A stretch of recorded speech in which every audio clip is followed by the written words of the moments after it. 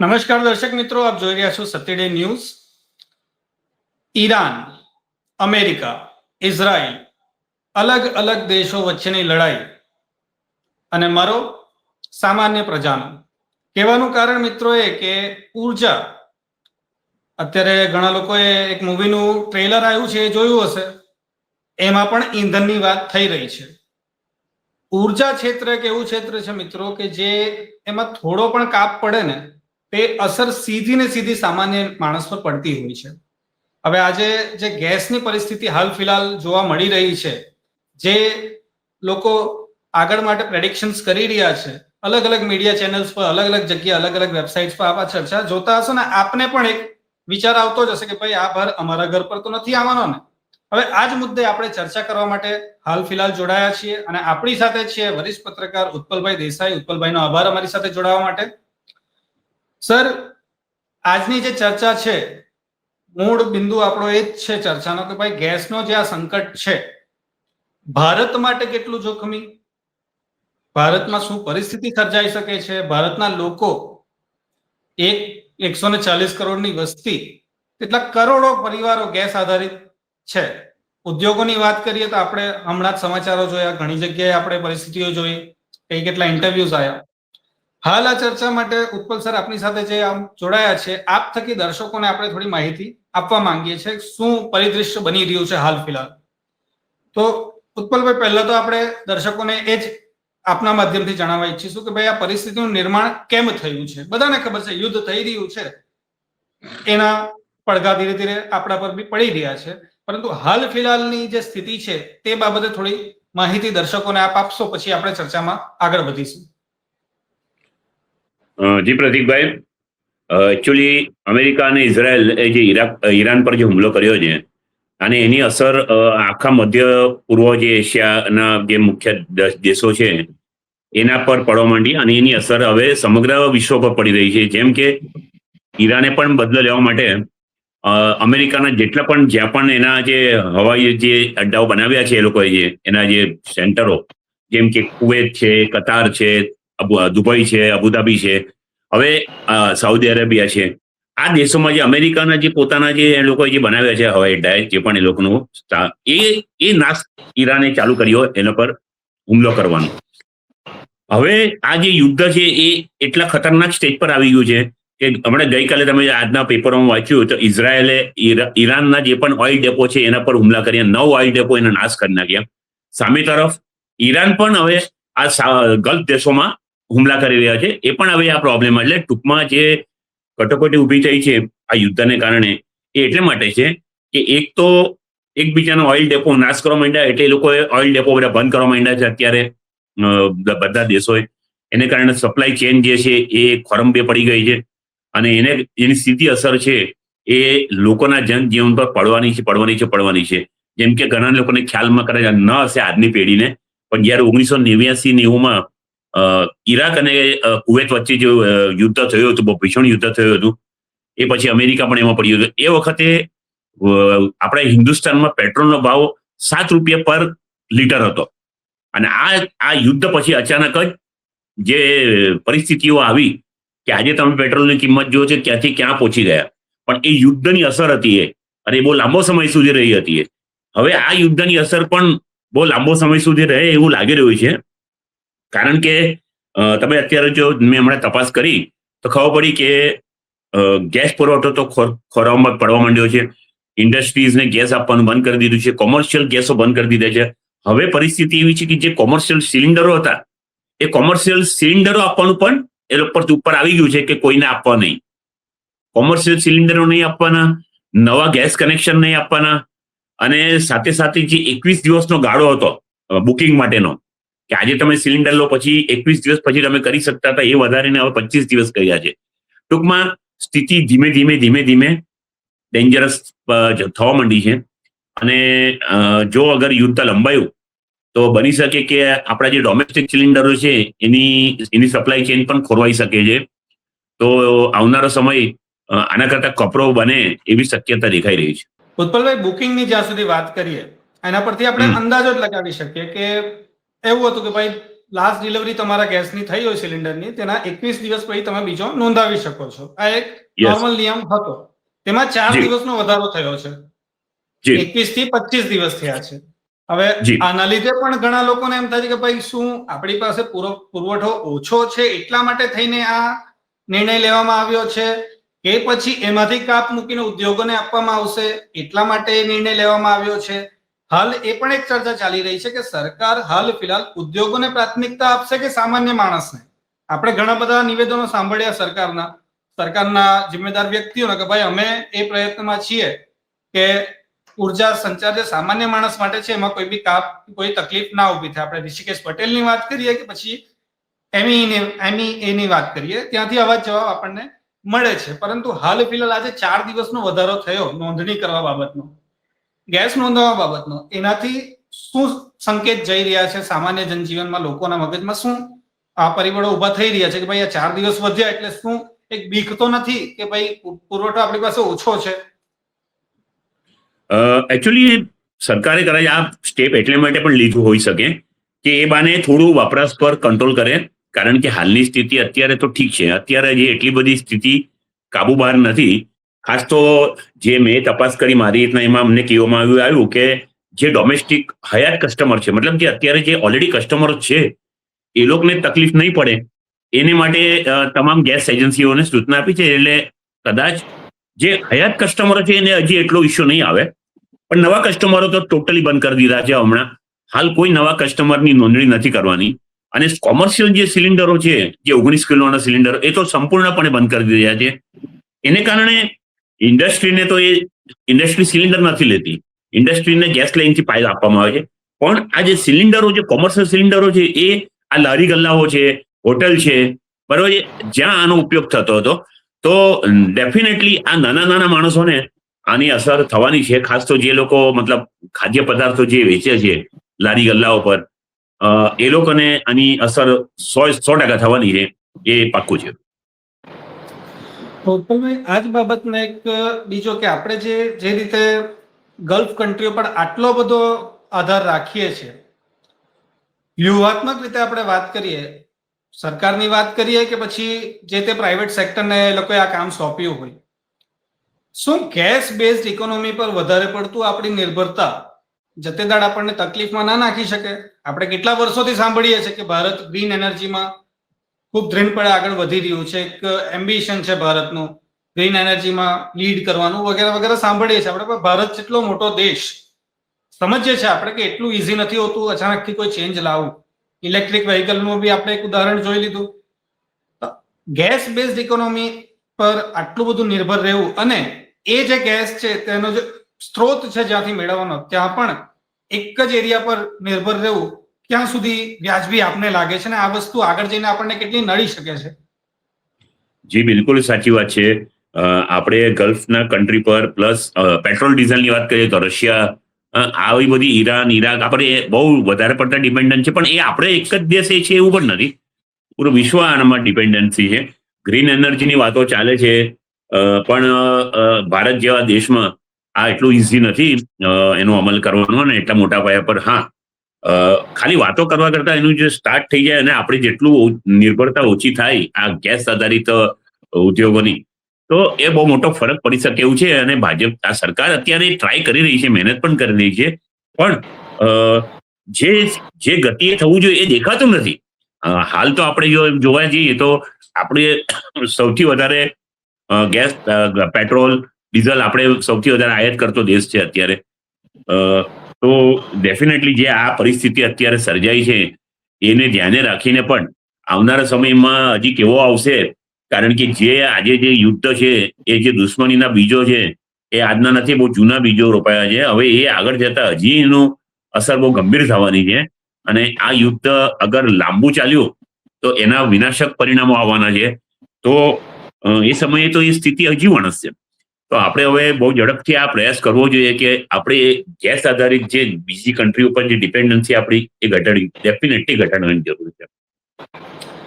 હાલની વાત કરીએ ઉત્પલભાઈ, તો સરકાર તો એ જે લખાયેલા નિવેદનો હોય છે એ જ આપવાની છે. આપણે વર્ષોથી જોતા આવ્યા છે કે ભાઈ ભાજપની સરકાર હોય કે કોંગ્રેસની હોય, જરા વૈશ્વિક કોઈ દૃશ્ય સર્જાય છે ત્યારે એક સરકાર તરીકે એક લખાયેલા આપણે નિવેદનો આપવાના હોય છે. સામાન્ય માણસની જ્યાં સુધી વાત કરીએ, હાલ ફિલહાલ આપણા હાથમાં તો એમ તો કઈ નથી, ના પુરવઠો આપણા હાથમાં છે ને ઉત્પાદન આપણા હાથમાં છે. સામાન્ય પબ્લિકની વાત કરું તો સામાન્ય પ્રજાએ હાલ ફિલહાલ બચત સિવાય બીજા કયા ઓપ્શન્સ છે જેની તરફ ધ્યાન રાખી શકે છે કે ભાઈ ગેસની કમી છે તો બીજું શું, અને બીજું કઈ નહીં તો ગેસનો ઉપયોગ કઈ રીતે ને કઈ દ્રષ્ટિએ કરવો જોઈએ હાલ ફિલહાલ? જી બિલકુલ. આપણે જ્યારે પાણીની અછત હોય છે ત્યારે આપણે કહીએ છીએ ને કે કરકસરથી ઉપયોગ કરો. વીજળી માટે પણ આ વસ્તુ આવે છે કે ભાઈ કરકસરથી એનો ઉપયોગ કરો. હવે એ સમય આવ્યો છે કે આપણે ગેસને પણ કરકસરથી ઉપયોગ કરવાનો છે, કારણ કે ખાસ તો જે ઘરોમાં છે આપણે વાત કરીએ ડોમેસ્ટિક સિલિન્ડરો, તો જે 25 દિવસનો ગાળો અત્યારે કર્યો છે બુકિંગ પીરિયડ, એ 25 ના મહિનો થઈ શકે, પછી આગળ જતા કદાચ 40 દિવસે થાય, છતાં કંઈ કહેવાય નહીં.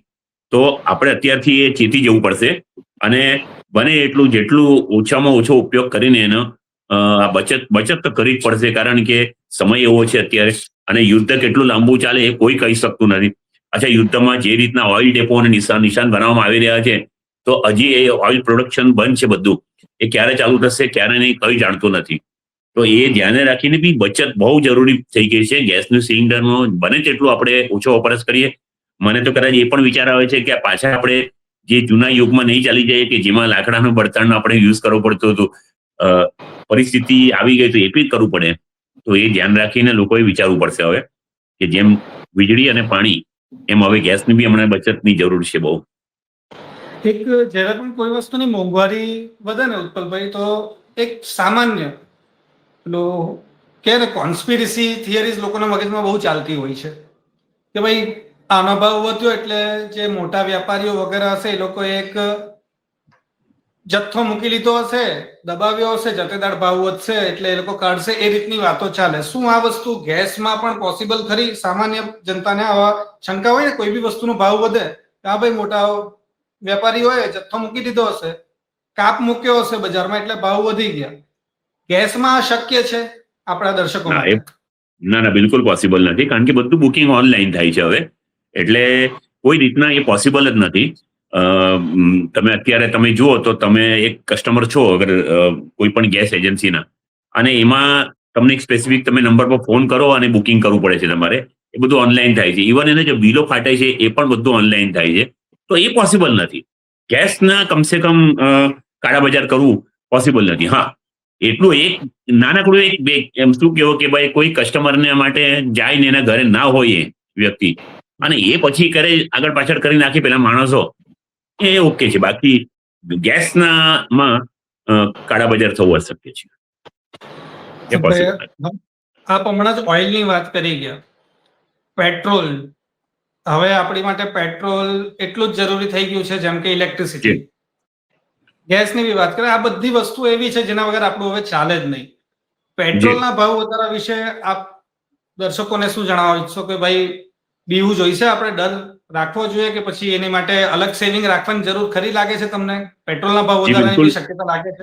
બિલકુલ વધશે. અગર યુદ્ધ જો અત્યારે તો સરકારે પેટ્રોલના ભાવ નથી વધવા દીધા, પેટ્રોલ ડીઝલ, પણ અગર યુદ્ધ લંબાયું તો અગર સપ્લાય ચેન ખોરવાશે તો ડેફિનેટલી સરકારે પેટ્રોલ ડીઝલના ભાવ પણ વધારવા જ પડશે. એટલે આપણે એ રીતના પણ સમજવું પડશે કે ભાઈ હવે થોડો આપણે પેટ્રોલ ડીઝલના વપરાશ પર પણ કંટ્રોલ કરવાની અત્યારે જરૂર છે, કારણ કે ભવિષ્યમાં આ યુદ્ધ અગર જો હજી મહિનો લંબાઈ ગયું, જેમ રશિયા યુક્રેનના યુદ્ધ વખતે એવું લાગતું હતું કે આ તો અઠવાડિયા 10 દિવસમાં યુદ્ધ પતી જવાનું, પણ એ 3 વર્ષ થઈ ગયા. તો યુદ્ધ લંબાયું ને આ યુદ્ધમાં પણ લંબાવવાના પૂરેપૂરા ચાન્સ છે. તો પેટ્રોલ ડીઝલનું સપ્લાય ચેન ખોરવાની પૂરેપૂરી શક્યતા છે, અને એ સંજોગોમાં પેટ્રોલ ડીઝલના ભાવ પણ વધી શકે. તો આપણે એ પણ તૈયારી રાખવાની છે, મેન્ટલી પ્રિપેર્ડ રહીને, અને એને એ પ્રમાણે આપણે વ્યવસ્થા કરવાની છે પોતપોતાની. કશેક મેં વાંચ્યું હતું ઉત્પલભાઈ કે પ્રતિ બેરલ જો $1 ભાવ વધે ને, આપણે ક્રૂડ ઓઇલની વાત કરીએ તો, કે પ્રતિ બેરલ જો $1 ભાવ વધે તો આપણા અહીંયા આપણને 55 પૈસાનો ભાવ વધારો ઝેલવાનો વારો આવે એવું છે. ઈરાન તરફથી એક નિવેદન આપણે સાંભળ્યું કે અમેરિકા માટે એ લોકોએ કટાક્ષરૂપે એ વસ્તુ કીધી હતી કે તમે જે કરવા ઈચ્છતા છો એ કરો, અમે ઓઇલના ભાવ $200 સુધી પહોંચાડી દઈશું. હાલ ફિલહાલની વાત કરીએ તો એ 110-100 ની આસપાસ છે. તો 1 મહિનાની અંદર આપણને ભલે રશિયા માટેનો આપણને એક ઓપ્શન મળી ગયું છે, પણ તેમાં બી અમુક જી. ડુ એન્ડ ડોન્ટ્સ છે, આપ જાણો જ છો એ બાબતનું. જી. આપના મુજબ શું આવનાર 1 મહિનામાં આ જે ભાવ અત્યારે સદીની આસપાસ રમી રહ્યો છે પેટ્રોલનો, એ ક્યાં સુધી જઈ શકે છે? અને ગેસ માટે પણ સેમ સવાલ મારો. ગેસ માટે પણ આપનો શું અંદાજો છે કે કેટલા ભાવ જઈ શકે છે? બિલકુલ જઈ શકીએ, કારણ મેં તમને ના કીધું હતું કે ઈરાનને અખાતનું જે યુદ્ધ થયું હતું 1989-90માં, એ વખતે મેં તમને કીધું હતું કે પેટ્રોલનો ભાવ અચાનક જ ડબલ થઈ ગયો હતો પછીથી, યુદ્ધ પછી, જે આજ સુધી એ વધતો જ રહ્યો છે, કોઈ દિવસ ઘટ્યો નથી. તો આવા સંજોગો જે પાછા ઊભા થયા, તો ડેફિનેટલી આ જે અત્યારે ભાવ 95, 96 કે 94 રૂપિયા જે પણ છે, એ 125, 130, 150 સુધી જઈ શકે કોઈ કહી શકતું નથી. કારણ કે સરકાર પણ ક્યાં, કંપનીઓ જે પેટ્રોલ ડાલે જે કંપનીઓ છે એ ક્યાં સુધી બેર કરી શકે? એટલે એ પછી છેલ્લે બોજ તો ગ્રાહકો પર આવવાનો જ છે. તો પૂરેપૂરી શક્યતા છે કે ભાવ વધી શકે, અને એ વસ્તુ ગેસમાં પણ રહેશે. પબ્લિક ટ્રાન્સપોર્ટની હું ઉત્પલભાઈ જો વાત કરું, જેમ મેં આપને પ્રશ્ન કર્યો કે દર્શકોએ આવા સમયમાં શું કરવું જોઈએ, તો અમુક ઉદાહરણો આપણી સામે છે. જેમ કે સિંગાપુરની વાત કરીએ તો ત્યાં પ્રાઇવેટ વ્હીકલ્સ બહુ ઓછા જોવા મળે છે. જી. ત્યાં બહુ જુજ જ તમે કોઈ વ્યક્તિને પ્રાઇવેટ વ્હીકલ યુઝ કરતા જોતા હશો. બધા જી. સારા પોસ્ટ પર કામ કરતા લોકો પણ પબ્લિક ટ્રાન્સપોર્ટનો જ ઉપયોગ કરે છે. જી. ભારત જેવા દેશે પણ આ બાબતે ધ્યાન આપવાની જરૂર નથી કે આપણે ત્યાં જે રીતે વધારે પડતા વાહનોને એમ તેમ થઈ રહ્યા છે, એના લીધે જ ઉપયોગ બી વધી રહ્યા છે. કોઈ પોતાના બિલકુલ પૈસા સર. ખર્ચીને કરતું એમાં કોઈ ના નથી, પરંતુ એક જી. દેશ તરીકે, એક રાષ્ટ્ર તરીકે જ્યારે વિચાર કરીએ તો શું પબ્લિક ટ્રાન્સપોર્ટ પર વધારે ઇમ્પોર્ટન્સ આપી આ વસ્તુનું કઈ નિરાકરણ ભવિષ્ય માટે વિચારી શકાય આ સમયથી બોધ લઈને? બિલકુલ સાચી વાત છે એકદમ, કારણ કે આપણે ત્યાં પરિસ્થિતિ ગમે, જનરલી અમે જ્યારે અમુક લોકો સાથે ચર્ચા કરતા હોય છે, બૌદ્ધિક લોકો સાથે, ત્યારે આ વાત જ હોય છે કે એક ઘરમાં આજે સમજો કે 3 ભાઈઓ છે, તો 3 ભાઈઓની ગાડીઓ અલગ અલગ હોય છે, કારણ કે 3 જણા અલગ અલગ ઠેકાણે નોકરી ધંધા કરતા હોય છે. તો એ એક ઓકે છે કે ભાઈ ચાલો, કોઈ વાપી જતું હોય છે, કોઈ દમણ જતું હોય છે, કોઈ ક્યાં જતું હોય છે, પણ ઘણીવાર કોઈ પ્રસંગોમાં જ્યારે જાય છે ને, ત્યારે બી આ બધા અલગ જ જતા હોય છે. ટૂંકમાં આપણે ત્યાં પ્રાઇવેટ વ્હીકલ્સનો ઉપયોગ બહુ વધારે થાય છે. પબ્લિક વ્હીકલમાં તમે જુઓ તો બહુ ઓછું છે. તો ડેફિનેટલી આ જે પરિસ્થિતિ આજે નિર્માણ પામી રહી છે, અને ભવિષ્યમાં એ કેટલી ગંભીર થશે એને ધ્યાને રાખીને હવે આપણે આ પબ્લિક વ્હીકલનો ડેફિનેટલી ઉપયોગ કરવો જોઈએ, અને બને ત્યાં સુધી આપણે હમણાં ઓછું યુઝ થાય પેટ્રોલ ડીઝલનો એ પ્રયાસ કરવો જરૂરી છે, કારણ કે આમાં એકલી સરકાર કશું કરી શકતી નથી. લોકોનો સહકાર આમાં બહુ જરૂરી છે. વિપુલભાઈ, આ ચર્ચા બાબતે આજે આપણે જોડાયા હતા. હોમ મિનિસ્ટ્રી બધા ઘરોની થોડી ઘણી તો ખોરવાવાની જ છે. આપણે ગેસની જે ચર્ચા કરી એ મુજબ આ સમય કપરો છે મિત્રો. યુદ્ધ આપણા દેશમાં નથી, પરંતુ આપણે જે દુનિયામાં રહીએ છીએ બધા એકબીજા સાથે જોડાયેલા છે. કોઈ પાસેથી આપણે કઈ લઈએ છીએ, કોઈને આપણે કઈ આપીએ છીએ. તો આ પરિસ્થિતિ હકીકત છે. જેમ ઉત્પલભાઈ આપણે કીધું, બચત અને વિચારશીલ ઉપયોગ, આના સિવાય આપણી પાસે હાલ ફિલહાલ આપણા હાથમાં સામાન્ય માણસ તરીકે તો કશું જ નથી. બીજું, સરકારી રીતે અને એક મોટા પિક્ચરની વાત કરીએ તો ભારત દેશે ધીરે ધીરે પબ્લિક ટ્રાન્સપોર્ટ, અને એ પબ્લિક ટ્રાન્સપોર્ટ તરફ પબ્લિક જાય તો બરાબર છે, પણ એ સુવિધા એવી મળશે તો પબ્લિક આપોઆપ જશે, એ પણ ખરી વાત છે. તો એ બાબતે ધ્યાન આપવું જ જોઈશે. ઉત્પલભાઈ, લાસ્ટમાં મારો એક જ સવાલ કે ઉર્જા સંકટ સમયે સરકારની નીતિઓ જે હાલ ફિલહાલ છે એ પારદર્શક અને જે હોવી જોઈએ એ શું આપને જે તે પગલા હજી સુધી લેવાયા છે એ બાબત એને જોઈને લાગે છે ખરું કે હાલ સુધી જે બી પગલા ભારત સરકારે લીધા છે આ બાબતના એ યોગ્ય છે આપના મુજબ? હા, અત્યાર સુધી તો લાગે છે કે બધું યોગ્ય છે, પણ જે સંકટ છે ને એની પણ લોકોને, એ લોકોએ સરકાર તરફથી પણ થોડી જાગૃતિ ફેલાવો, ગાઈડન્સ આપો, માહિતી આપો, લોકોને આ બાબતથી અવગત કરાવો કે ભાઈ શું સિચ્યુએશન છે, શું આવી શકે, શું થઈ શકે. તો એ પ્રમાણે જરૂરી પગલાં લેવા માટે સરકાર તરફથી પણ હવે થોડી પહેલ ચાલુ થઈ જવી જોઈએ, કારણ કે આપણે જે જોઈએ છે કે દિન પ્રતિદિન યુદ્ધ વધુ ને વધુ ગંભીર થઈ રહ્યું છે. તો એ સંજોગોમાં મારા હિસાબે થોડું સરકાર અને સરકારી તંત્ર પણ લોકોને જાગૃત કરવા માટે, અવેરનેસ લાવે માટે થોડું આગળ આવે એ જરૂરી છે. કારણ કે કેટલીક બાબતો એવી હોય છે કે જે નથી બહાર લાવી શકતા, પણ કેટલીક બાબતો પારદર્શક રહીને કરો તો એટલીસ્ટ લોકોને જાગૃતિ, લોકોને ખબર પડે કે ભાઈ શું સિચ્યુએશન અત્યારે છે અને શું આવશે અને શું થઈ શકે. તો એના આધારે લોકો નક્કી કરે કે આપણે કઈ રીતના હવે આનું આપણે વ્યવસ્થા કરવાની છે. તો ડેફિનેટલી સરકાર તરફથી હજી જે રીતના પહેલ જોઈએ હજી દેખાતી નથી, પણ હવે કદાચ ચાલુ કરે એ લોકો, એવી આશા રાખીએ. મિત્રો, આજની ચર્ચા આજ બાબતની હતી. ગેસ દરેક ઘરમાં વપરાય છે, પેટ્રોલ દરેક ઘરમાં વપરાય છે, ઉર્જા દરેક માટે જરૂરી છે. ઉત્પલભાઈ, ભાવ વધારાની જે આપણે વાતો કરી, અંત તરફ જ જઈ રહ્યો છું. ભાવ વધારાની આપણે વાતો કરી. મેં જ્યારે થોડું રિસર્ચ કર્યું, અલગ જે સેસ લાગે છે ને, આપણા પેટ્રોલની વાત કરીએ કે બીજા બધા ઉર્જાઓની વાત કરીએ, એ જ્યારે ટોટલ ભાવ સાથે સરખામણી કરીએ તો લગભગ 20 થી 25% થાય છે. તો શું આ પરિસ્થિતિમાં આપણે એક સામાન્ય નાગરિક તરીકે એ આશા ના રાખી શકીએ કે સરકારે અમુક સેસ જે છે હાલ ફિલહાલ કમસે કમ જ્યાં સુધી આ બધા યુદ્ધ આ પરિસ્થિતિ ત્યાં સુધી એને નાબૂદ રાખી જનતાને રાહત આપે? આપે જેમ કીધું, પેટ્રોલના ભાવ તો અત્યારે કાબુમાં એક રીતે છે જ, જે કમ્પેરેટિવલી કાબુમાં આપણે ચોક્કસ કહી શકીએ. અને ગેસમાં ભાવ વધારાની શક્યતા છે. તો અલગ જે સેસ લાગે છે, હા, ભારત દેશના વિકાસ માટે જેનો વપરાશ થતો હશે, આપણે એવી આશા રાખીએ. પરંતુ એ જાય છે તો સરકારી તિજોરીમાં જ. તો શું એ સેસમાં થોડો કપાત નાખી પ્રજાને થોડી રાહત આપી શકાય ખરી? બિલકુલ આપી શકાય, કારણ કે તમે જુઓ તો કોંગ્રેસના ટાઈમમાં જ્યારે એક બેરલનો ભાવ 110, 120 હતો, એ ટાઈમે બી પેટ્રોલનો ભાવ 90 થી 95 રૂપિયા હતો. અને હવે પછી જ્યારે વચ્ચેના ટાઈમમાં 50-55 રૂપિયા બેરલ હતો, ત્યારે બી આપણો ભાવ એ જ રહ્યો છે. તો એ સમયમાં જે પ્રમાણે સરકારે કે કંપનીઓએ જે આવકો કરી છે, તો હવે જ્યારે સમય હમણાં કપરો આવી શકે, કદાચ બેરલનો ભાવ 110, 120, 150 પણ જાય, પણ જે આ છેલ્લા 7-8 વર્ષની વાત કરીએ, એમાં જે કંપનીઓએ કમાણી પણ કરી જ છે. કારણ કે 50, 55, 60 રૂપિયા બેરલના ભાવમાં કે પણ આપણી પેટ્રોલનો ભાવ તો 90-95 ની આસપાસ જ રહ્યો છે. તો હવે જ્યારે આ સમય જો કપરો આવે તો પ્રજાને થોડી રાહત આપવા માટે સરકાર 100% ટેક્સમાં, સેસમાં કે જેમાં પણ ઘટાડો કરવો કરી શકે છે. તો મિત્રો, અહીં આજની ચર્ચાને વિરામ મૂકીશું. ઉત્પલભાઈનો આભાર માનીશું અમારી સાથે જોડાવા બદલ. વરિષ્ઠ પત્રકાર છે, મેં આગળ પણ કીધું છે, મારી ઉંમર જેટલો અનુભવ ધરાવે છે, એટલે ફરીથી આભાર વ્યક્ત કરીશ. દર્શક મિત્રો, ગેસ, પેટ્રોલ કે ઉર્જાના જે પણ સ્ત્રોત આપણે વાપરી રહ્યા છે હાલ ફિલહાલ, જેમ મેં આગળ કીધું, સરકાર જે નિર્ણય લેશે. ઘરથી ફળિયું બને, ફળિયાથી નગર, નગરથી જિલ્લો, જિલ્લાથી રાજ્ય, રાજથી દેશ. તો આપણે શરૂઆત આપણા હાથમાં જેટલું છે ઘર સુધીનું, એના પર ધ્યાન આપી શકીશું. અને હા, ચોક્કસ જેમ આપણે ચર્ચા કરી ઉત્પલભાઈ સાથે કે ભાઈ સરકાર પાસે પણ આશા રાખીશું કે પારદર્શક રહી. અને આ જે અલગ સેસ, જેમ ઉત્પલભાઈએ કીધું કે આગળ જ્યારે બેરલના ભાવ ઓછા હતા ત્યારે તમે આ સેસ લાગુ કરીને ભાવ વધારે જ રાખ્યા હતા.